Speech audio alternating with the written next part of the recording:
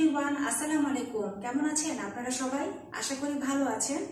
আমি হালিমা আক্তার তমা আজ আপনাদের সাথে আলোচনা করব ফৌজদারি কার্যবিধি থেকে আপিল এই বিষয়টি নিয়ে। তো আমাদের ফৌজদারি কার্যবিধির ধারা 404 থেকে শুরু করে ধারা 431 পর্যন্ত আপিল সম্পর্কে আলোচনা করা হয়েছে।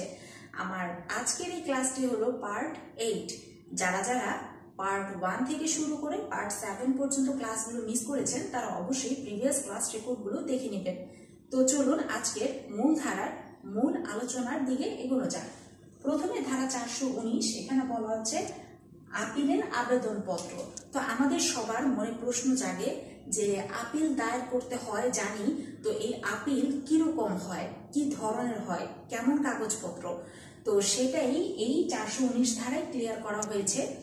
লিখিত আবেদনপত্র কেমন হয় সেটা তো আপনারা সবাই জানেন।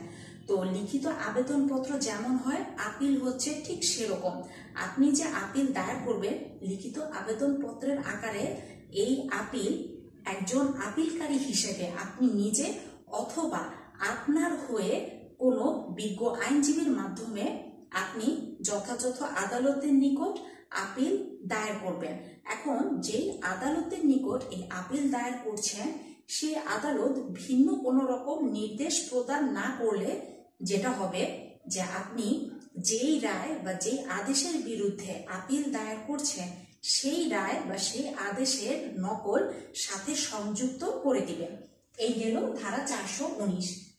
এবার আসে ধারা 420, যেখানে বলা আছে আপিলকারী কারাগারে থাকাকালীন পদ্ধতি। মনে করুন মিস্টার এক্স নামক একজন ব্যক্তি, তিনি বিজ্ঞ আদালতের নিকট আপিল করবেন, কিন্তু তিনি তো আছেন কারাগারে আটক অবস্থায়। এখন তিনি কিভাবে এই আপিল দায়ের করবেন?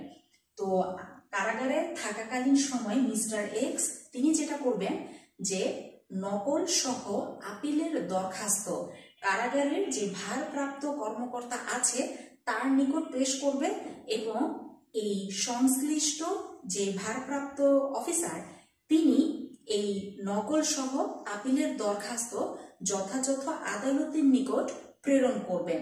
তো আমাদের আদালতের প্রচলিত ভাষায় একে বলা হয় জেল আপিল। তো আশা করি সবাই ক্লিয়ার হলেন যে যিনি আপিলকারী তিনি যদি কারাগারে অবস্থান করেন, কারাগারে আটক থাকেন, তাহলে কারাগারে থেকে তিনি কিভাবে আপিল দায়ের করবেন। এই 420 ধারার আলোকে আশা করি সবাই ক্লিয়ার হয়েছে।